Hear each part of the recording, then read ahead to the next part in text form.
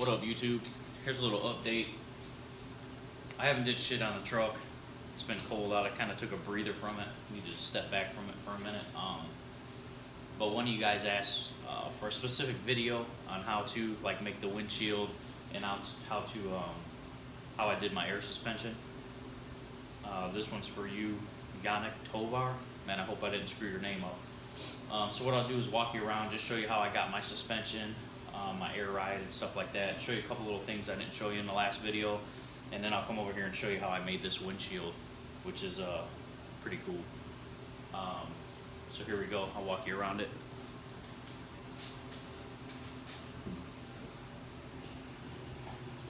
So here in the front, I don't know how well you're going to be able to see it. Probably not well at all.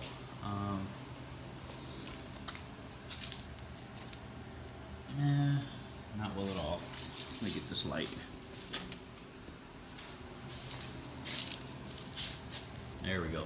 So there's the stock cradle, and there's the stock housing for the spring. And just inside there, really what you do is you cut it out, and then you install a bag. And the bag has a bracket on the top and a bracket on the bottom. The bracket on the top has a little screw in it. It actually comes through the stock shock mount. And you screw the top of the bag in there. And the bottom of the bag just kind of free floating in that little pocket down there for the spring. And that's it. And then you run your hose out the back of that.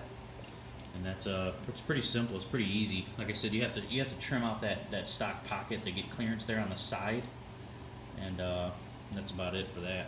And then I had to move my shock right here. Got these mini truck shocks. They're actually out of I think they're out of a 85, I want to say Toyota pickup truck. So it came with the little brackets there. You weld it on top, and then in the bottom of the lower A-arm, you see there, I don't know how well you can see it if it'll zoom in right, but there's a little, you got to drill a hole, and you basically bolt the bottom of the shock into that bottom A-arm, and that's it. Everything's a mess in here. I still got to clean up the wiring, all that. I'm just kind of getting stuff in there to get it going. But and then there's the brake booster. And in my stock hood there, you can see that hose and that hose come out. And I'm going to paint them black. They look kind of cool. I made a little notch in the side of my hood, so those two little hoses will come out and go back in. So that's pretty cool. And then got my headlights in here. They're these little halogen headlights. Got them off of eBay. They got the little ring around them, and they come with these little brackets here on the bottom. Actually, they're supposed to bolt on like for a motorcycle, but I just took them and drilled 2 holes in this piece of 2x2 and welded a 2x2 in equal lengths on each side. Then I'm gonna paint them, and I welded those 2x2 to there so they bolt on, bolt off, and they're bright as shit, man. So let me get around to the back suspension.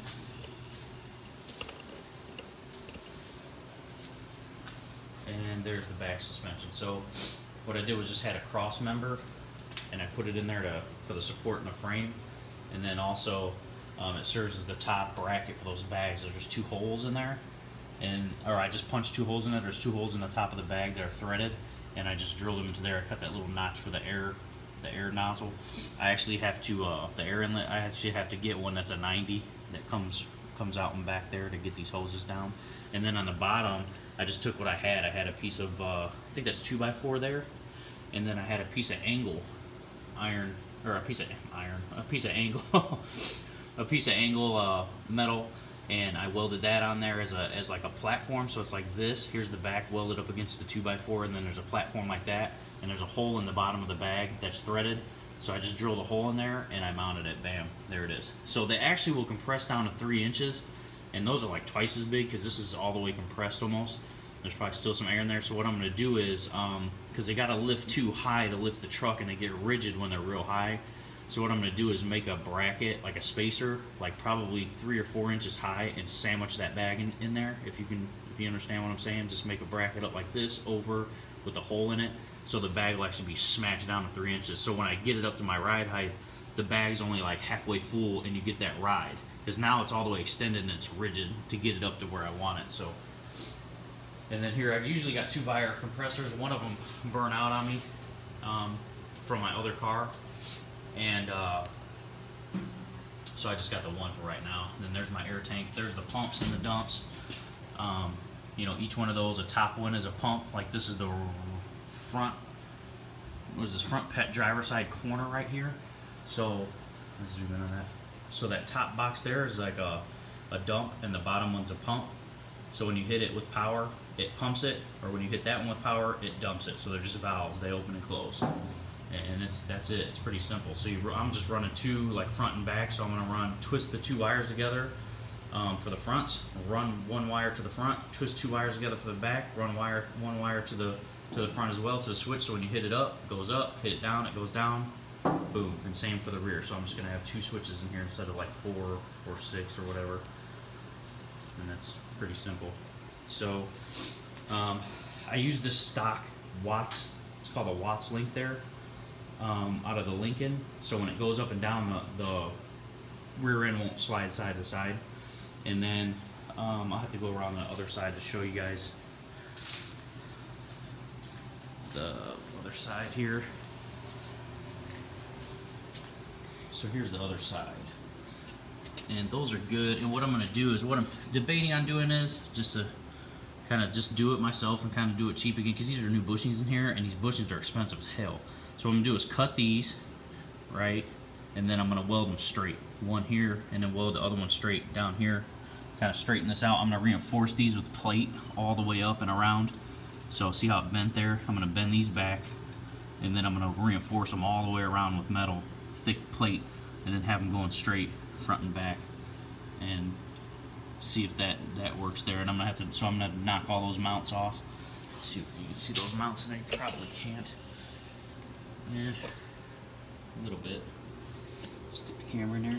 See those mounts? I'm gonna knock those mounts off, knock everything off the axle, clean it, make my own tabs right there, and then have one on the top, one on the bottom. Hopefully I can fix that problem that I got. And there's the back glass. It came out pretty smooth. Shot of the top.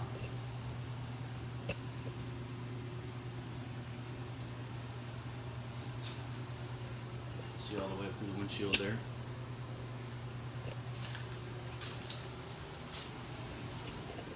So that's that. That's what I got so far. And what I'm going to work on next is cleaning up all my wiring. See, I extended this. This was the only box that needed to be outside, and it's got fuses and relays in there, which I only need like one relay and a couple fuses out of there. Then there was another one, man. It was a big box. Had 4 relays in it, and I only needed one of the relays to get the car to run, so I pulled them all out, and I just ran that relay right here to get rid of some space, you know, to save space. So I'm going to tape all these up. This is the second relay that I ran on my own, and this one goes to the fan. So when I turn the car on, it hits this relay, boom, it turns the fan on. So it protects against that surge of power. So I'm going to just wrap all this stuff real nice and hide it all, make a bracket for this in here. And then my hood will go over here. My hood will go over the top of this, and it'll be good, nice and cleaned up. And then this right here, the intake, it has these 2 plugs for O2 sensors, I think, that read the air that go in to get the air and fuel mixture right. So I'm gonna make my own custom one. Like I said, at Pet Boys I saw them, they have just like a accordion, kind of like this part of it, that you can just put wherever you want, and then it has the K&N filter on the end, and it has the little bracket that has these two sensors in there. So I'm going to extend these wires over there, and that'll be cleaned up, and clean up all that wiring mess, and yeah, that'll be that. So here's the windshield I made a couple days later. Check it out. What it is 1/2 inch. Let's see what this stuff is here. Show you guys the stuff. This is what it is. It's 1/2 inch. It's not plexiglass. It's called something else, but the brand name on this one is Macrolon by Bear and Bear. It's Makrolon. Let me see if I can flip the camera around there and show you guys. That's it right there, Macrolon. And this sheet right here, this is a 4x8 sheet. It's 4x8 wide. It's 1/2 inch thick. was 120 bucks. So you see how much I got left. I can do like 1, 2, 3, 4, probably 5 windshields out of this thing. So it's worth the money, you know, buy a 4x8 sheet, and then you can mess one up like I did and just practice with it, mess around with it. It worked out really good for me. Don't get anything less than a half, because I got like I got a quarter, and the quarter was like flimsy as hell, man. It was just like wobbling around and shit, so you don't want to get that. So just get the 1/2 inch, works great. It's nice and solid. And I'll move on here and show you guys how I made the windshield. Here's what I got. Here's what you need, is a heat gun. I got this from Harbor Freight. It was on sale for like $9.99. Just a dual heat gun, just that cheap one. And then some clamps, you know, and then a board to hold them. Well, I did it on the truck. So what I did was, on the truck, I made my template for this real tight so that it pushed in there and it like locked in like real tight in there, because that window sill will flex a little. So I poked that side in, and what I had was, I had this side like hanging all the way out, and then I just heated right on that line. I marked a little line up there and a little notch there so I could follow it, and I heated up and down like this, and I folded it back. So I was being lazy with this windshield, and I didn't want to run in my tattoo shop because I had the heat gun at the tattoo shop, but I did have one of those little torches here, and I used a torch on it. But don't use it, because what you get is, you'll get a little bit of, the torch will actually put bubbles in it, like air bubbles in it. And if you get up real close, you can see it. Maybe you can, maybe you can't. Let's see. See that? Is that? Yep. See right there, that little air bubble? You'll get that, and I got one right there. So don't use a torch. Don't use any like, which I don't give a shit. If it bothers me enough later, I'll pop this thing out, and you guys see I've got enough to make, you know, 4 more windshields, and I saved the template. So I got the template right here. So don't use a torch. Just use this heat gun, and we're gonna see how good the heat gun works, because this is the first time I'll be using a heat gun. So let's see here. Get you guys on the tripod and set up here. See what we come up with.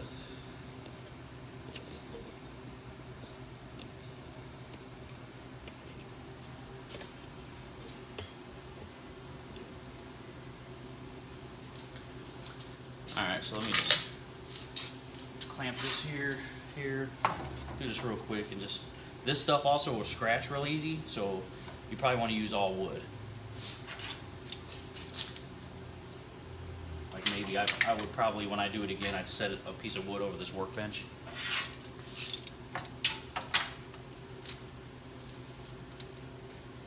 And like I said, I don't know how well this thing's gonna work. I used the torch because I was being lazy. But we're gonna find out here. If I can get everything situated. Sorry about that, not used to using the tripod.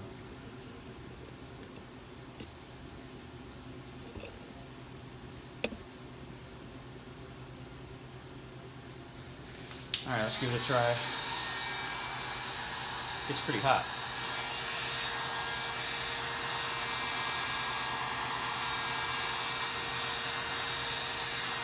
Not sure exactly how close to hold it, but this thing gets pretty hot up close.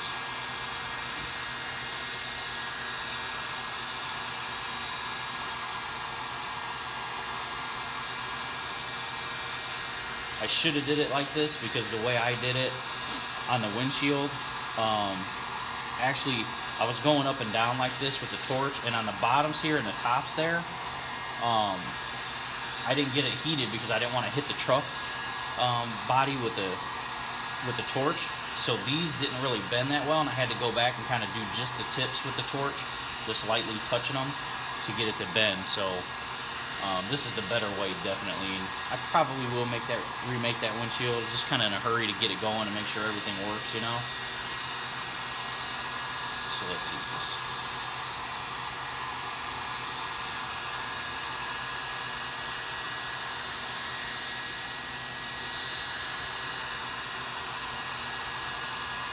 I'm gonna do this real time. I'm not gonna speed it up or nothing. Sorry about that. I don't really mess with the settings in the videos. I just kind of make them and post them. And if any of you guys got questions on how anything is done that I've done, just let me know, man. I'll make a video. And if I go through your videos and see something you've done, maybe you can hook me up and make one too. That's kind of the whole point of these videos to me. I really started the videos just so I could go back and see what I messed up, or like when I got the body put back on, I totally forgot how my body bushings went in. So that was another reason I went back and kind of looked at how those body bushings went in, and you know, I had it all on there documented, so that was pretty cool.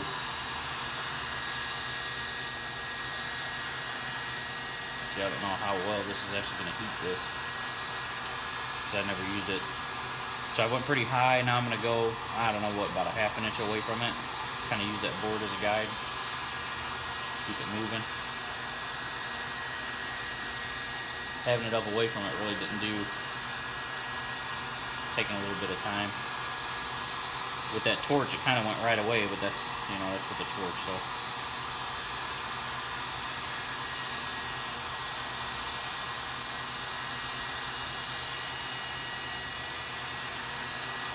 And this is a scrap piece, so I don't care if I mess it up. So it's looking like you got to have this thing pretty close to this, man, to get it to work. And what you might want to do is find out like the distance between this and this that you want, and back this piece up a little bit so that you can rest this on there and run it across it like I'm doing, and get it heated exactly where you want it, so it bends right on that fold.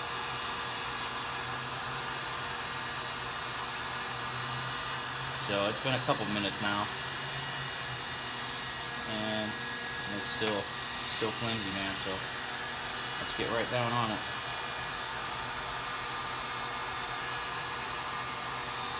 This might not be a strong enough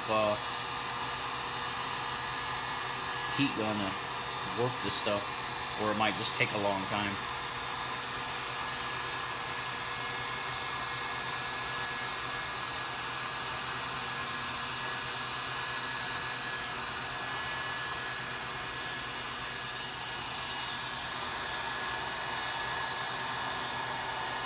Oh, there it goes. I applied just a little bit of pressure there, and yep, it started to bend, and you can just feel it bend, man. And you can get one of those gauges that kind of gauges the bend and get it exactly where you want it. Like I said, again, this is a test piece.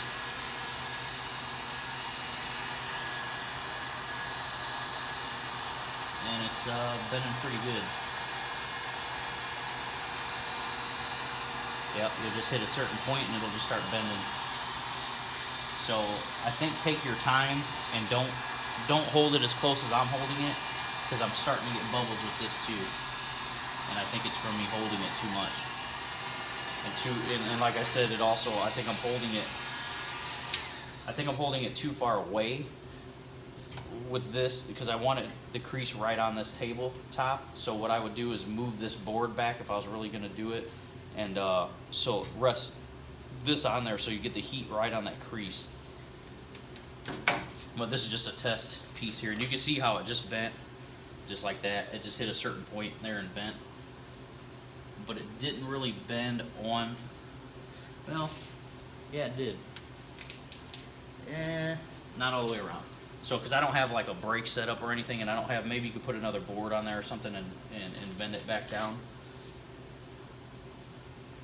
And I saw these, I saw how to do this on guys making custom fish tanks. Those are really expensive custom fish tanks. I used to be into the saltwater fish tanks with the overflows and stuff in the back, and I had kind of researched this before because I was like gonna make my own. And this is where I found this little trick here. So this will bend it, but I got like a little bubble in there, and it really got really right here. I just smudged it with my finger. So I guess bend it, don't touch it. It's already hardened up, so check it out. Get a big sheet, then you can play with it.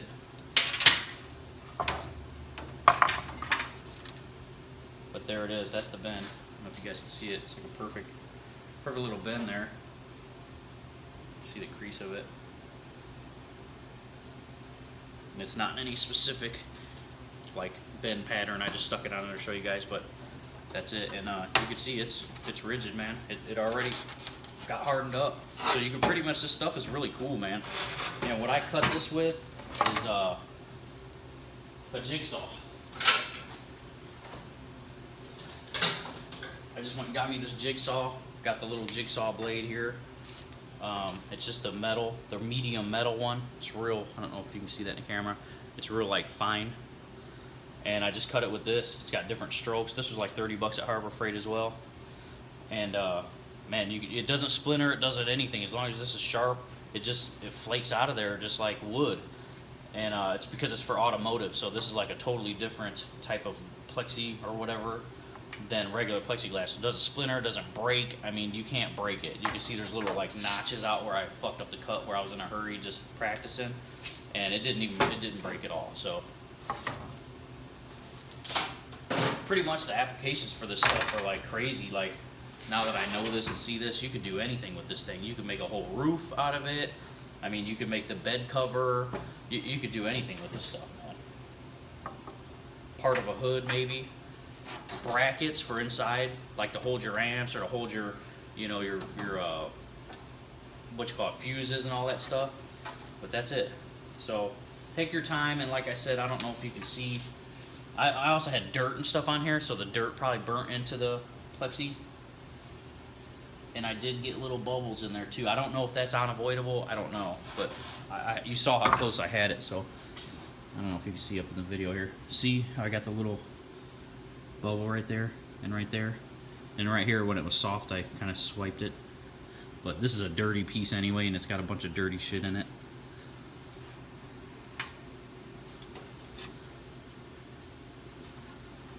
But that's how you make it there.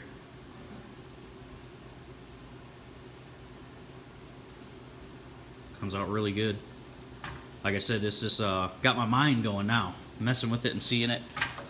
Even this little scrap piece here, I might actually, you know, cut something out of it and make something out of it for the car. It's kind of got my mind going there. What would kind of be cool is like maybe, not in my truck obviously because I've already got the plan laid out, but maybe part of your floor, like in front of your bomber seats or something, you know, you could see through it.